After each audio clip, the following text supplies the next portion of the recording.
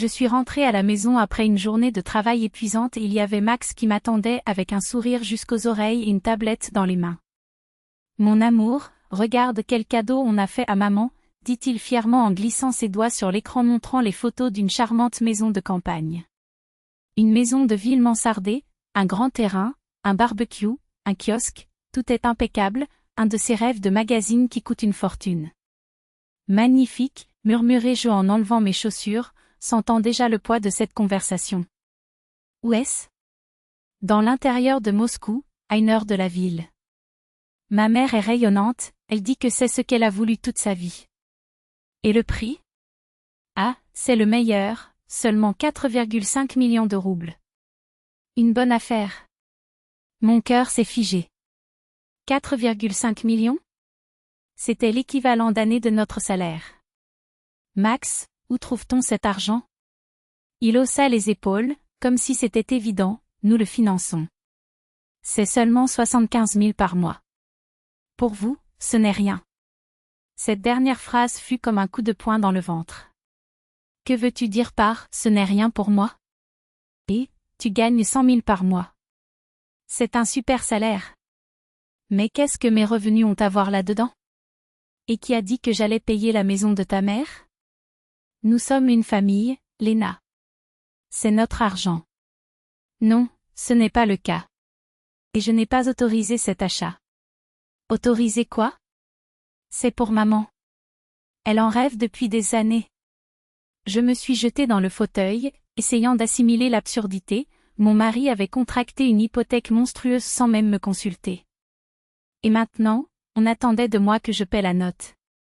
Max, tu as contracté un prêt de 4,5 millions sans me le dire. Pas sans avertissement, je te le dis maintenant. Après que tu as déjà tout signé. Et tu trouves que c'est normal? Bien sûr. Tu ne laisserais pas tomber maman, n'est-ce pas? La discussion s'est intensifiée. Il a soutenu qu'il s'agissait d'un « investissement familial », j'ai rétorqué qu'il s'agissait d'une décision unilatérale. Votre mère gagne 60 000 $.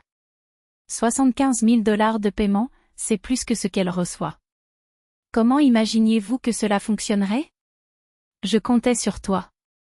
Après tout, nous sommes mariés. Compter sur moi est une chose. Me faire payer pour un choix que je n'ai pas fait en est une autre. Mais c'est ma mère. Lequel, d'ailleurs, a déjà déménagé. Pendant que je travaillais, vous l'avez non seulement acheté, mais vous l'avez également installé là. Félicitations pour la surprise. Il a essayé de m'émouvoir. Léna, elle a passé toute sa vie en appartement. Elle mérite un petit coin à la campagne. Alors paye avec ton argent. Elle ne le fait pas. Donc, je ne pouvais pas me permettre une maison de ce niveau. J'aurais dû acheter quelque chose de plus simple. Les jours suivants furent un enfer. Max a essayé de me convaincre, sa belle-mère m'a appelé en pleurant, « Léna, ma fille, comment peux-tu ne pas aider une pauvre vieille dame? C'est juste pour quelques années. Valentina, le financement est pour 20 ans. Mais nous payons d'avance. Avec quel argent? » Silence.